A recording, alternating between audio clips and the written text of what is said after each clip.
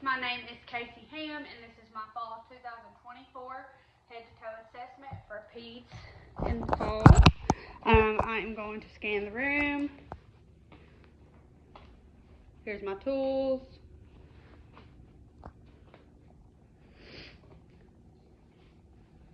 Here's the floor and the ceilings.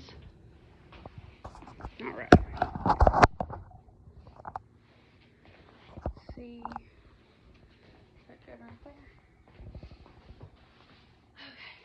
So I am going to begin my assessment by looking at the overall skin of the face, the head, the neck, the anterior chest, posterior chest, the abdomen, and the upper and lower extremities.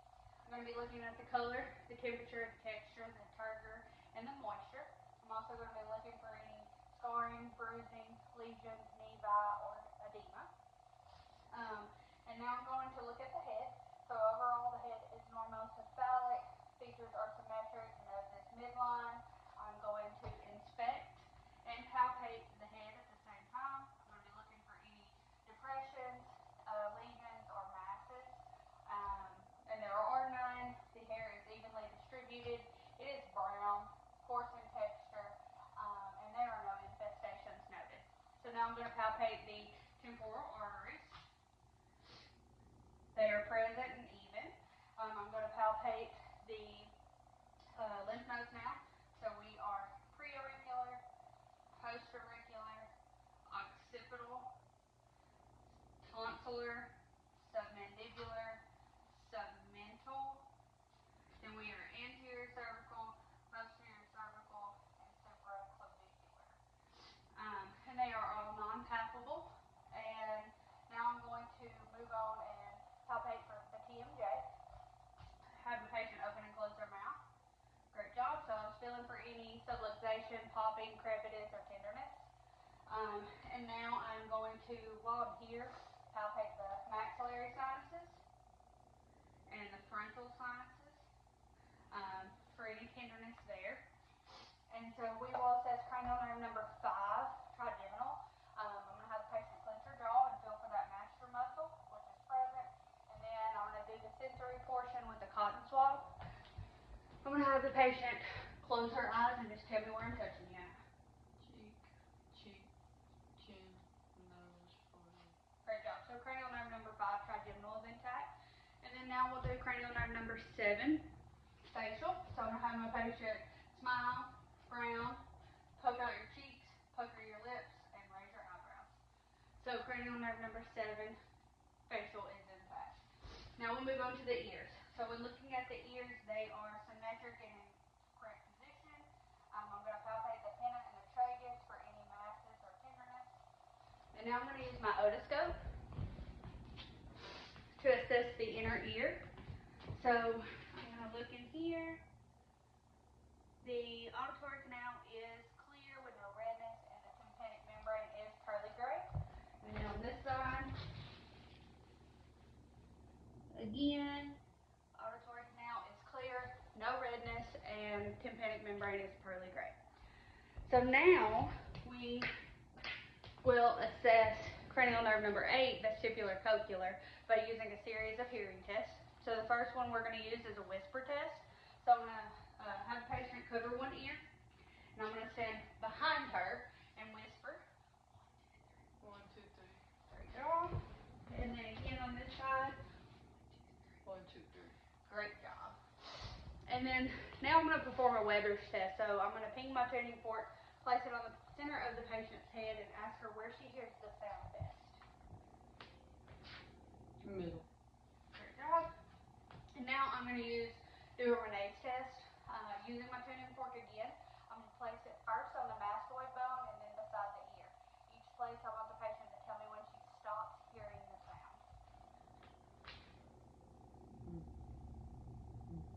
Great job.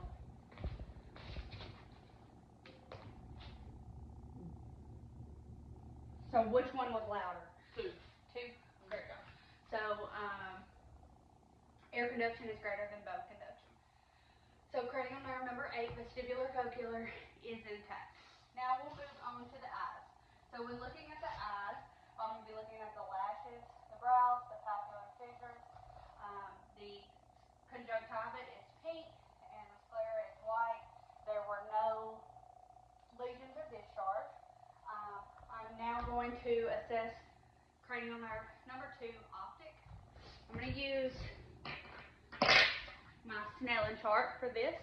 So I'm going to have the patient cover one eye and just tell me, read the lowest line you can. And I'm going to be sitting 6 foot away. LTFPH. And then other eye? LTFPH. Great job. So patient has 20/20 vision. Now I'm going to assess the peripheral vision. So I'm going to have the patient look straight at me, and I'm going to hold up some numbers. Just tell me what they are. 2, 1, 2, 1. Great job. So cranial nerve number 2, optic is intact. Now we're going to do cranial nerve number 3, ocular motor. Here I'm going to use my pen light, and I'm going to look in the eyes and see what the pupils do. Great job. So with both direct and consensual lights, the pupils constrict. So cranial nerve number 3, ocular motor is intact. And now we'll do cranial nerve number 3, ocular motor, cranial nerve number 4, trochlear, cranial nerve number 6, obducens. I'm going to have the patient just quickly follow my finger into the 6 peripheral fields.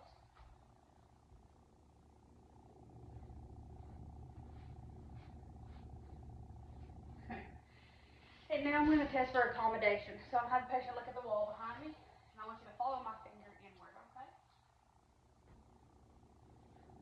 Great job. So her pupils do accommodate correctly. So now we'll move on to the nose. So the nose is midline and straight. I'm going to assess for cranial nerve number 1, olfactory, and nasal patency at the same time. So I'm going to ask my patient to close their eyes and occlude one nostril, please. And I want you to smell. All right, and then occlude again. What did you smell? That's right. So cranial nerve number 1, olfactory, and nasal patency are intact. Now we'll look at the mouth. So with the mouth, we'll be looking at the lips, the teeth, the gums, the palate, the tongue, underneath the tongue, the salivary glands, the posterior pharynx, and the tonsils. Let's look in there. I want you to say I too. Great job. So there are no tonsils present. All the mouth looks normal and pink. And then cranial nerve number 9, glossopharyngeal, cranial nerve number 10, vagus are intact because that uvula did rise and fall with phonation. And now we'll do cranial nerve number 12, hypoglossal. So I'll have you stick out your tongue and move it side to side and up and down. Great job. So cranial nerve, or the tongue moves without fasciation. So cranial nerve number 12 is intact. Now we'll look at the neck. I'm going to put my pen light up. We'll look at the neck. So upon inspection, the trachea is midline and straight. I am going to now palpate the thyroid gland and the trachea. So for the thyroid gland, I'm going to push to the side and swallow. Great job. And push to the other side and swallow. So the thyroid gland's intact, trachea feels good, straight. And then now I'm going to palpate the carotid artery bilaterally. Right, so they are 2+ and even. And now I'm going to use my stethoscope. I'm going to use the bell of my stethoscope to listen to the carotid arteries. All right, hold your breath. Good job. Great job. So there are no breaths heard. So now we will move on to the posterior chest, so you can turn around.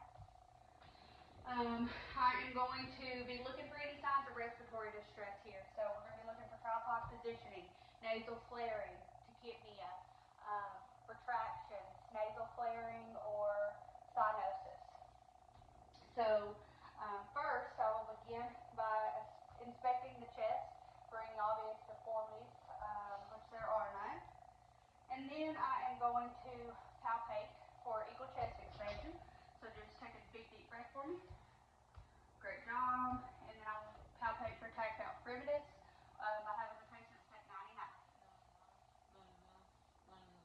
Great job. So vibrations were heard throughout. Now I will move on and I'm going to percuss each lung field.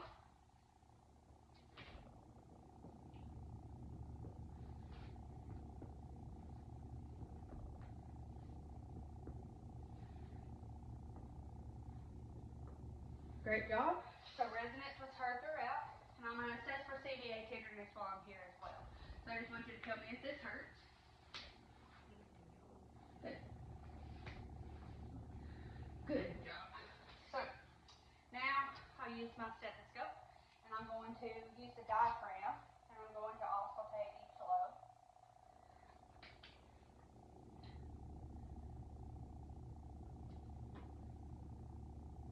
Deep breath now.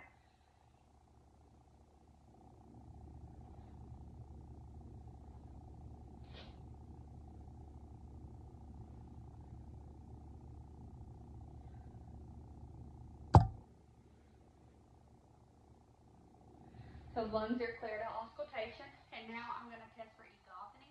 And I'm patient state the word E every time I touch their back. E, E, E, E, E, E, E, E. Great job. And now I'm going to test for bronchoscopy, so I'm going to have the patient say 99. 99.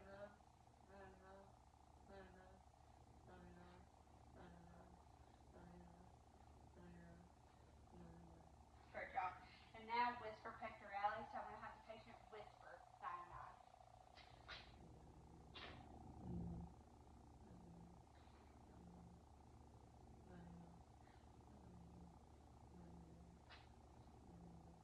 Great job. So you can turn around for me. And now we're going to look at the anterior chest. So in the anterior chest, I'm also going to be inspecting for any obvious deformities. And now we are going to palpate for equal chest inspection. So straighten up for me. All right, big deep breath. Great job. And then now we're going to palpate for tactile firmness, so 99. Great job. So vibrations were felt throughout, and I'm going to auscultate with my stethoscope using the diaphragm to listen to all lung fields.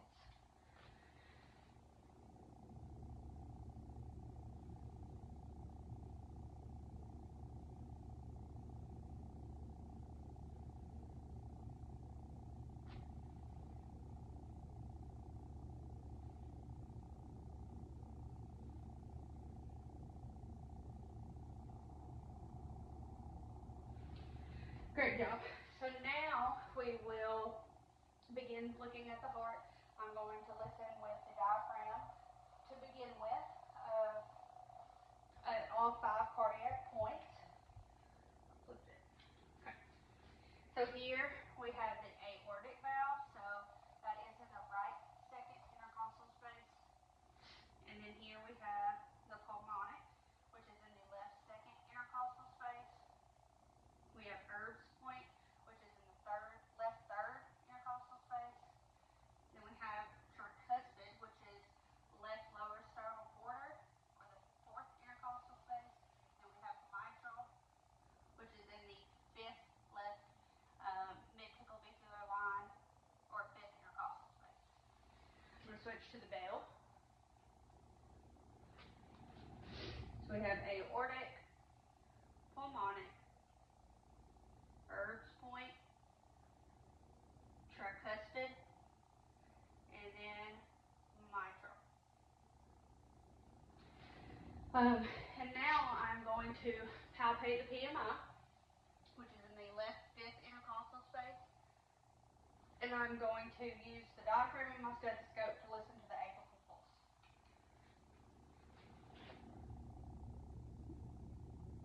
Alright, and we would do that for 1 minute, but for the sake of time, the rate is 76 and the rhythm is regular. So now moving on, I have my patient lie down. There we go. Alright, and scoot down just a little more for me. There we go. So at 30 to 45, we're looking at the for any JVD. You can lay back, there's none present.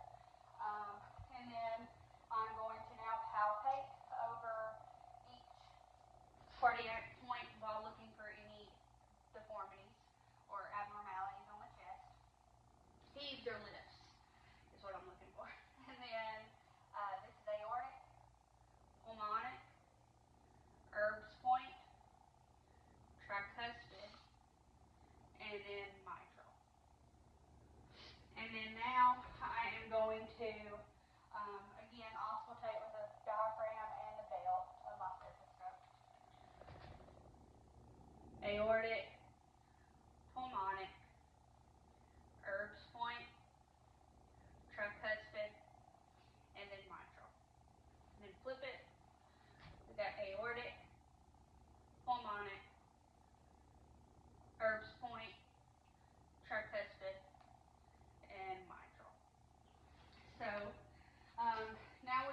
move on to the abdomen. So when assessing the abdomen, there are no obvious deformities. The contour of the abdomen is flat. I'm going to begin with auscultation of the abdomen. So using my bell, I'm going to listen to the arteries. So here we have the aorta, we have the renals, we have the iliac arteries, and then the femoral arteries. And there are no bruits heard. So now I'm going to switch over to the diaphragm. I'm going to listen to all four quadrants. So beginning with the right upper, left upper, left lower, and the right lower. So vowel sounds are normal active. Now I'm going to press over the abdomen.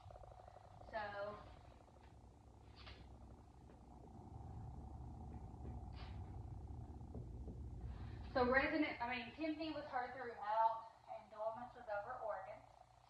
And then now I'm going to begin palpation. So I'm going to start with light touch. And I just want you to tell me if there's any tenderness. And I'm going to be feeling for any masses. Great job. Now we'll do deep. Any tenderness? No pain? Alright, and now I'm going to have the patient hold her breath, and I'm going to palpate the liver. Great job. And the spleen. And they are both non-palpable, so everything feels good there. I'm going to, sorry, let out. And then you can sit back up for me. So now we're going to be looking at the musculoskeletal portion. So in this portion, we'll start with the upper extremities. I'm going to be looking at the fingers, the wrists, the elbows, and the shoulders. I'm going to be looking for any redness, swelling, symmetry, tenderness, any crepitus, nodules, or deformities here. And then, so we will begin with doing cap refill. So cap refill is less than 3 seconds, and then radial pulses are 2 plus and equal. And then now I'll assess the strength of the hands.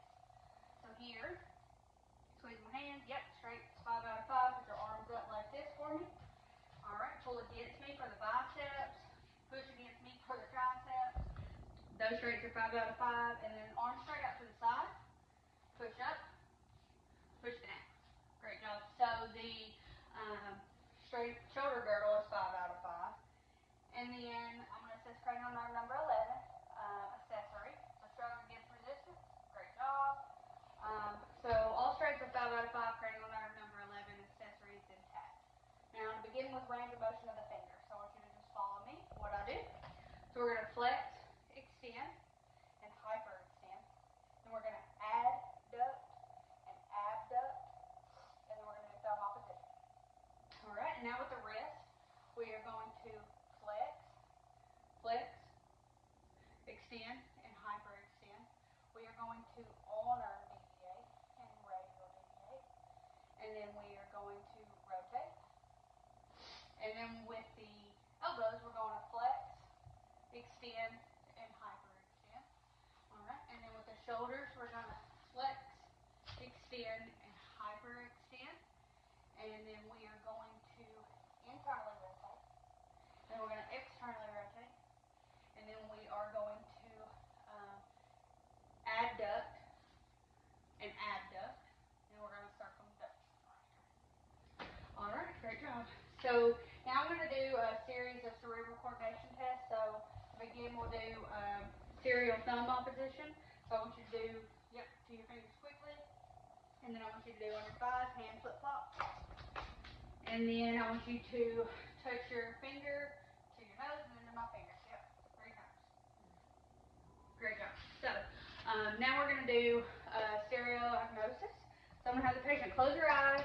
I'm going to place some items in her hand, and I want her to identify them. Close your eyes. All right, what you got? Cheeseburger. All right, and then we're going to do graphic anesthesia. I'm going to have the patient close her eyes again. I'm going to write some objects in her hand and have her identify. Larry.